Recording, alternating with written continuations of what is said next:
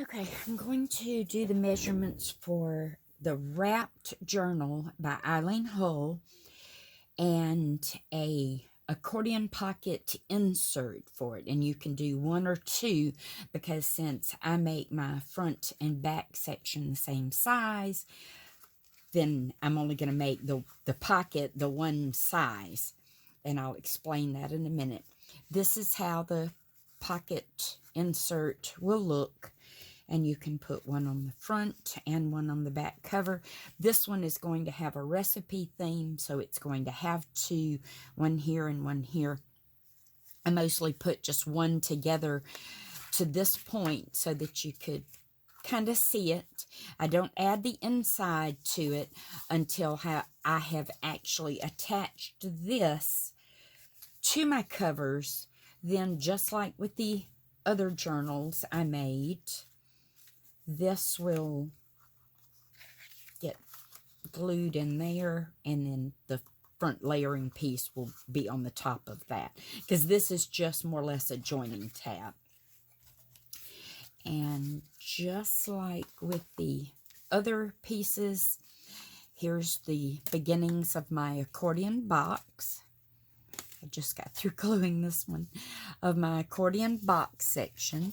And these pieces will need to be 7 1/4 inches wide by 3 inches tall. You'll come in from one side and score at 3 3/8 of an inch. Flip it around and score at 1/2 inch. Then when this is folded up and glued, that's what becomes these little pockets. And just like on all the other books, you will glue your stack together by putting glue only in the center, as that's what creates the accordion effect. Now, since I have made the base configuration for this particular book, since the spines are wider, I made a wider base section for the insert. I'm actually using 10 pockets. So this will have 10 little accordion slots. And since it was going to be a recipe book, the 3x5 ready-made index cards, blank ones or lined ones, all you'll need to do is trim them down to 4 3/4 inches by the 3 inches, and they'll fit perfect in your slots. Or you can just make your own out of various cardstocks. I'm probably going to use a combination of the blank ones and the lined ones, trim them down, sponge a little ink around the edges, and I might stamp a little recipe book looking image. I have a few of those. But this is what I wanted to show you, how I get this cut on the die using the 12-inch pieces of chipboard. Now, this is the 22-point chipboard. You can just as easily use the 30. The only difference in the 30 and this is more like a thicker cereal box, and your 30-point is more like the older tablet backs of like a legal pad. Now they're flimsy, but they used to be thicker ones, and the 30-point was similar to that. I use a lot of the 22-point because by the time I add all of my other layers of pattern paper and cardstocks and inserts, I've got all the thickness and durability that I need. So that's just what I use. So what I did is I started with a piece of cardstock that was cut 5.5 inches by 12 inches. Then on this end of the die, or what I call my book end, because this open section is the wrapped end. So this one I can afford to not have extra length on, but my book end, I want the width, or the measurement to be right. So I actually lay my chipboard just over the cut edge of the die, because I want this straight edge cut to be part of my my book base. So by the time this is laid over and wherever my 12 inches rests, it usually gives me about 11 7/8 of an inch. I miss about 1/8 of an inch for the allowance of making sure that my cut end or my book end is like I want it to be.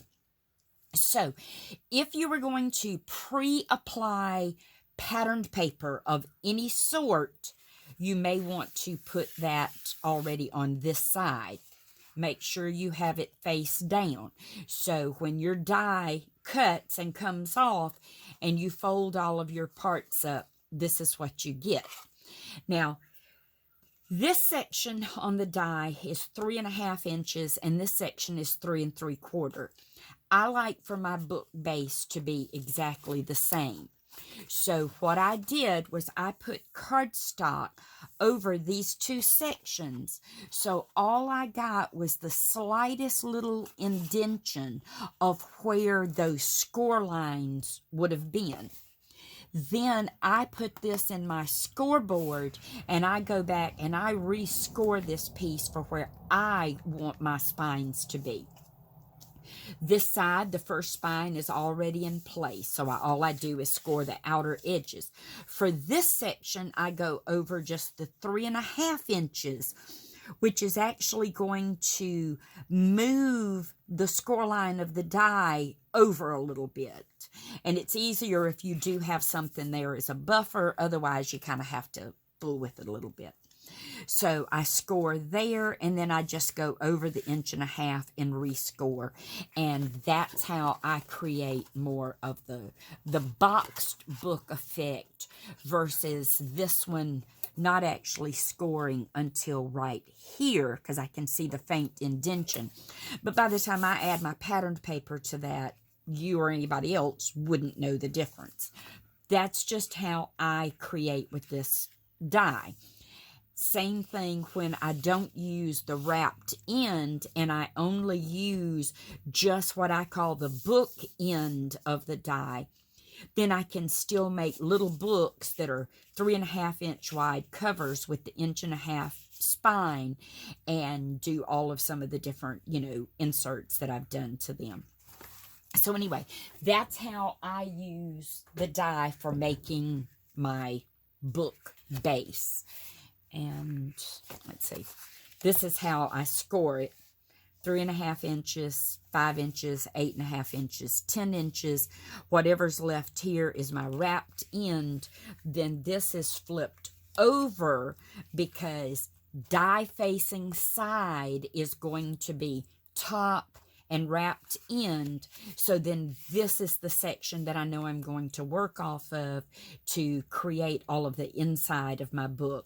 Like these sections will be covered with patterned cardstock, so will these, so will this, and I'll use different pieces. Let's see, I can show you on this particular one is going to get this right here.